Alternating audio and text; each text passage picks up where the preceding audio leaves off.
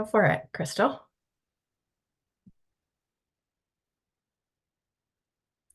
Alrighty, we already did the good mornings, but how's everyone doing? I am Crystal Nowell with AmeriCorps, and I am serving Durham County Sustainability.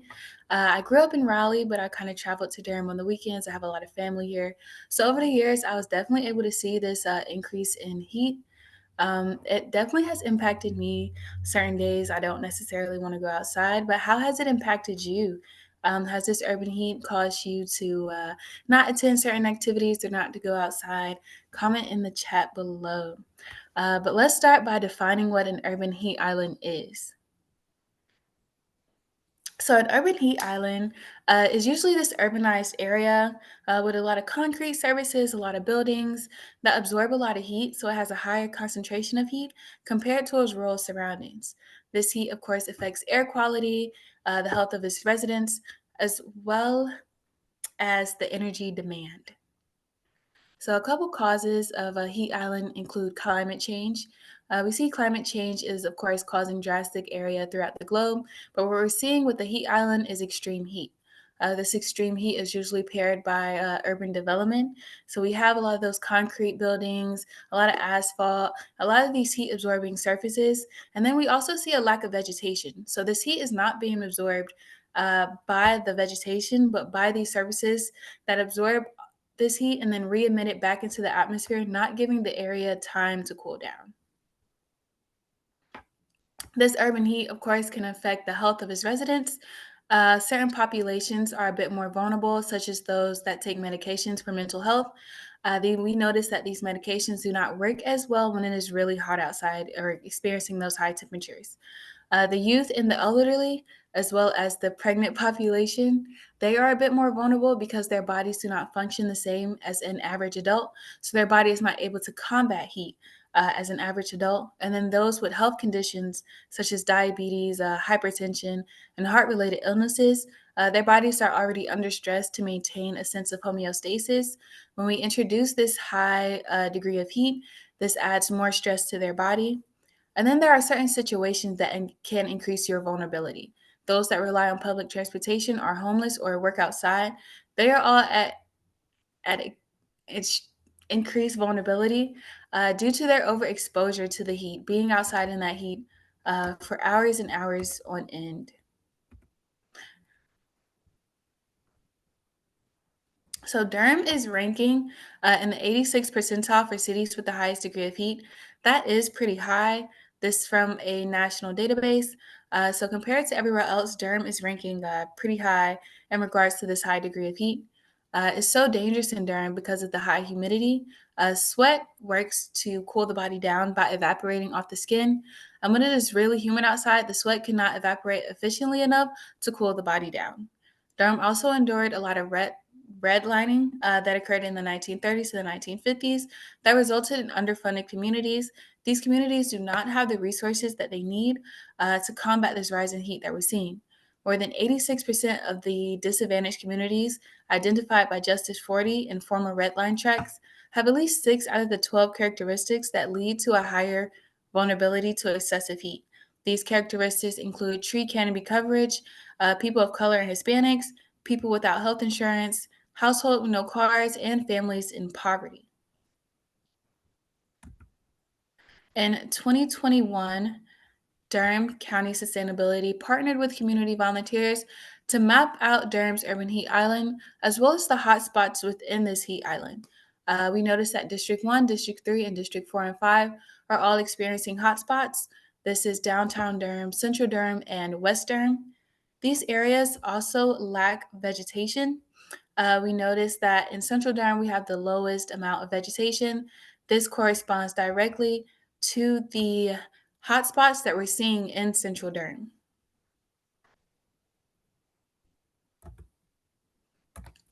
So, Durham County Sustainability wants to connect with these disadvantaged communities. We want to discuss their lived experiences with heat as well as produce lasting and personalized solutions.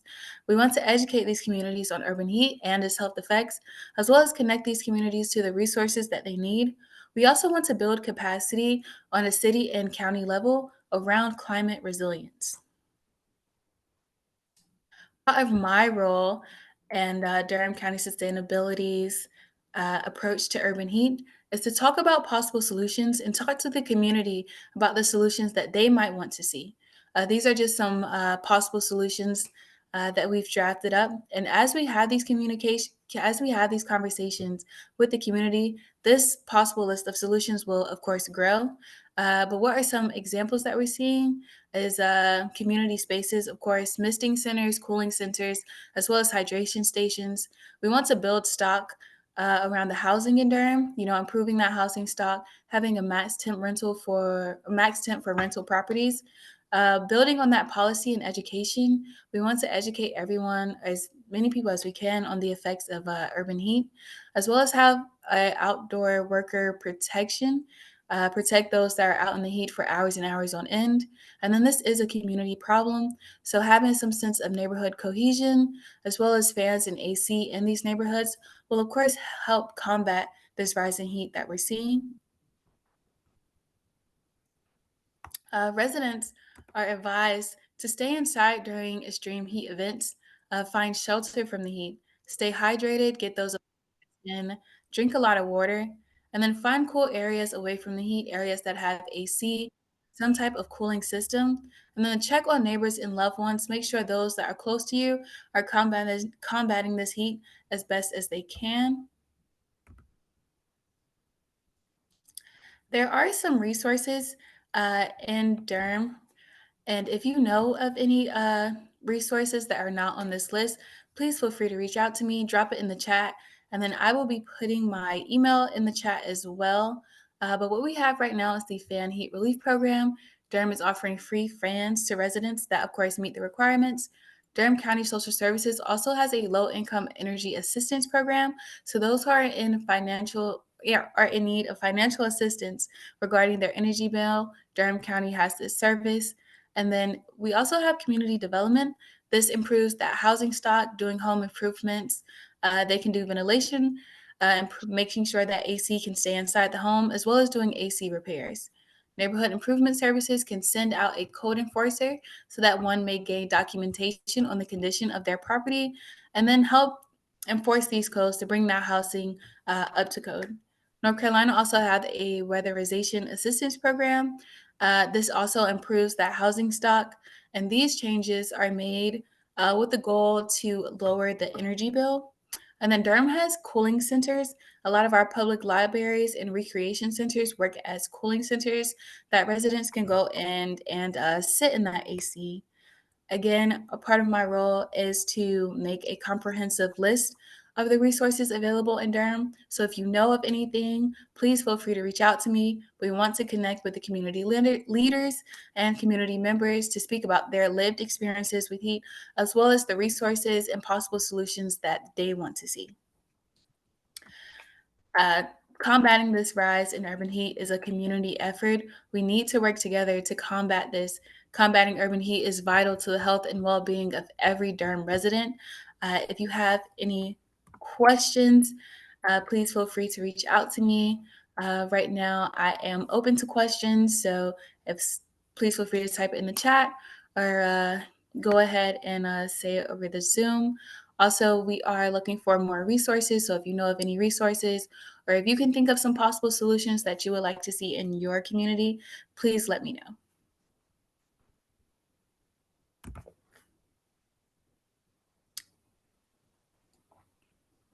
Great. Thanks very much, Crystal. We'll just open it up to questions now. Yes.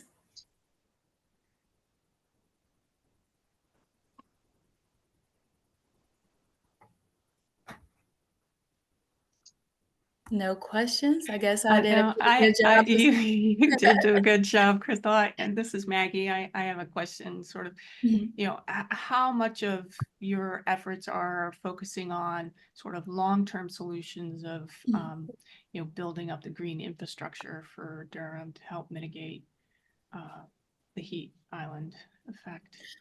So green infrastructure, are you referring to like vegetation, having more green areas, more greenery? Yes. So we, of course, would like to introduce this because as we're seeing, is my camera on?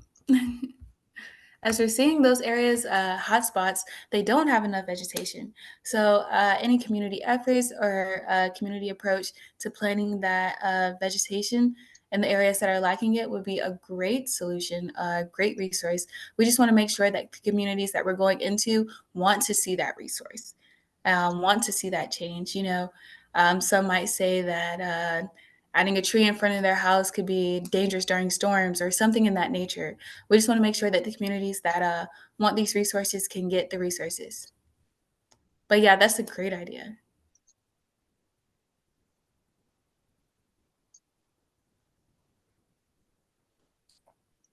We have a few hands up. I don't know if you can see them, Crystal. You can call on them, or I can call for you. Nicole. Yes, please. I'm not seeing them. Nicole Linus, if I said it correctly. Hi, it's Enough. I wanted to know if that, I'm assuming that it is, but the heat map that you showed, is that available as a resource on Durham's mapping website? Yeah, so we were also looking at the Justice 40, so that map is also available. I can potentially get those links and drop them in the chat before this meeting is over so you guys can go and see those hot spots in Durham. But yeah, this is some widely available information. Quick Google search and you can see the hot spots in Durham.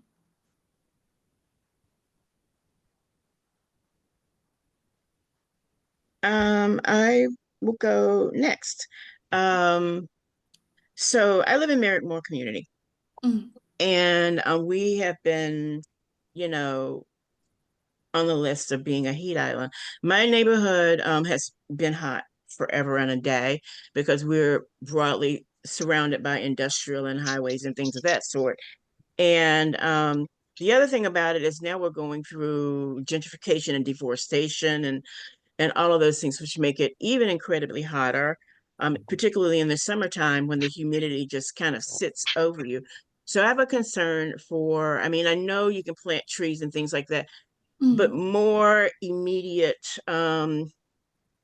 solutions for, people that are over the age of 50 or people with, underlying health conditions. Like, there's several people in my community that have respiratory issues, but for them, it's kind of dangerous to be outside in that.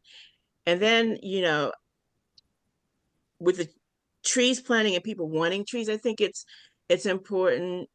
I've said this forever and a day. I don't know that the city will ever do it, that we need to plant female trees. Like fruit-bearing trees? Yeah. Yeah, because only planting male trees increases the amount of pollen in the air, leading to more respiratory issues, that are going on. So, yeah, what are some immediate solutions other than, so we'll just plant trees in areas and we'll plant pollinators. What are immediate issues that you would have for your elderly? I see fans, a program there, but if they're outside, what are some solutions that we could provide for them? Yeah, so right now we are still communicating with these communities and finding out the solutions that they are looking for. So this is great. We know that there are communities wanting imminent and long-lasting solutions. One that we were potentially discussing was some cooling centers, as well as educating healthcare workers on the effects of urban heat, so they know that if they get someone who has some respiratory issues, what can they do to make sure that that person is feeling good immediately, and what services that they possibly need that are more personalized to their condition. So this is great knowing what the community wants us to introduce. But yeah, those cooling centers, those misting centers, something that you can go to that's not too far outside of your front door, could be a great thing to introduce to these communities. I think putting them in parks too, cooling centers in the parks. Because I believe like Pullen Park in Raleigh, they have a misting center. So introducing something like that into those local parks, that would be a great idea. Yeah. Yeah, and that's been there since I was a kid. So they've been way ahead of us. We got to catch up. We got to. We've got a hand up from Tina Bessius. I'm just wondering about planning for a really major heat event. You know, so far those really cooking heat domes that have affected the Southwest and the Midwest and stuff haven't hit us, but presumably they will. Is there a threshold for opening Red Cross shelters? And I assume the list of Red Cross shelters is bigger than the list of like libraries and cooling centers. Yeah. And how do those at what stage would those get drawn into this picture? So we are still connecting with these communities as well as connecting with possible resources. So Red Cross would be a great resource to connect to. Thank you for that. So I'm definitely going to put that down. But yeah, connecting with those things that are already present in the community, that are already known how to handle these extreme weather events, that would be a great idea. If I can just add, the state is actually working on creating a heat alert system that will have standardized time, kind of like temperature or duration, all of those things. So they'll be standardized across the state. So I don't know if that will get rolled out this summer or if they're still working on it. They are also, when I say they, it's the Department of Environmental Quality along with the State Climate Office, working on helping communities come up with emergency heat plans. So that's something working with our emergency management department, our public health department. So those are in the works, but they're not quite there yet. And it would seem important for those to recognize that urban heat islands can often have a higher temperature than the sort of publicized generic Durham temperature. Absolutely. And what we saw with the heat mapping exercise was that there were places in Durham that were almost 10 degrees hotter at the same time and maybe just a few miles apart because of those conditions Crystal mentioned. So it is true, if it's 90 degrees here, it could be 100 degrees or feel 100 degrees somewhere else in the city. I'll also add that overnight temperatures are showing to be almost more important for a lot of vulnerable populations. So if it doesn't get below, I forget what the threshold is, but something like 80, 85, something like that at night, our bodies really can't cool down and they need that at night. And that is really almost more important than how hot it gets during the day. And one thing we don't have right now are cooling centers that are open at night. So during very cold weather, of course, we have places, shelters where people can go so they don't freeze, but we don't have overnight shelters for heat conditions. And that's something we're going to have to figure out. This is Dale. I had a question as well on the longer term basis. And thank you, Crystal. That was a great presentation. I really appreciate understanding what Durham is doing on this issue. Longer term, to what extent is the planning department involved in this effort to build a cooler Durham or plan for a cooler Durham? The road paving department and also contractors. I'm thinking of all the roofs that I keep seeing that are putting dark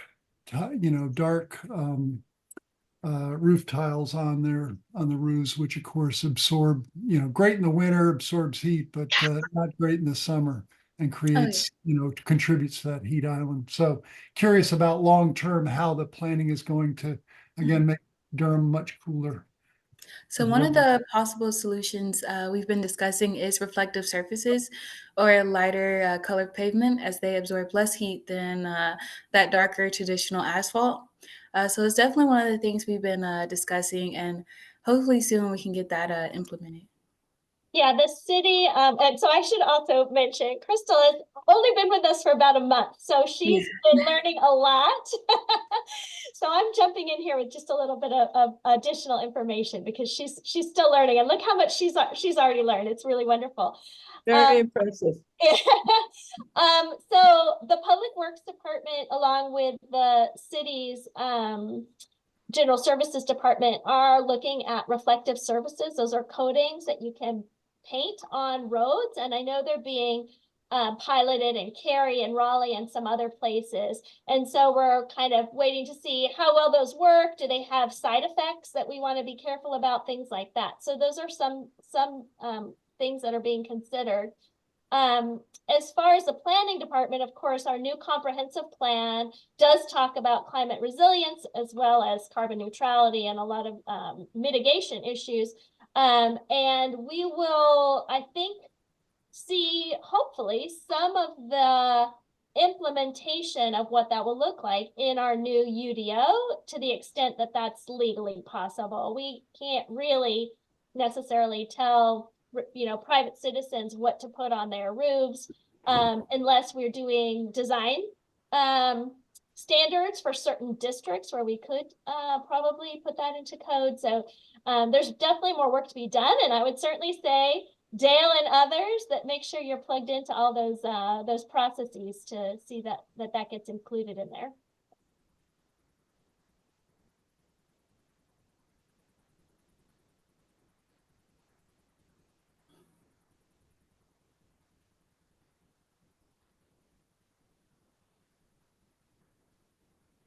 Okay, no more questions. Thank you so much, Crystal. That was really very interesting and helpful discussion. I just want to let people know there are several interesting and helpful chats, information, links, comments that people might want to check out before the end of the meeting.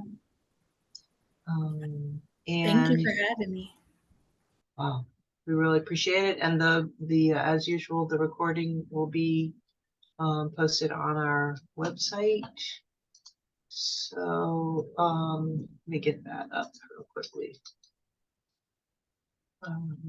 Post that. There we go. Okay, so Tanya, I think we can stop the recording now, please. Absolutely.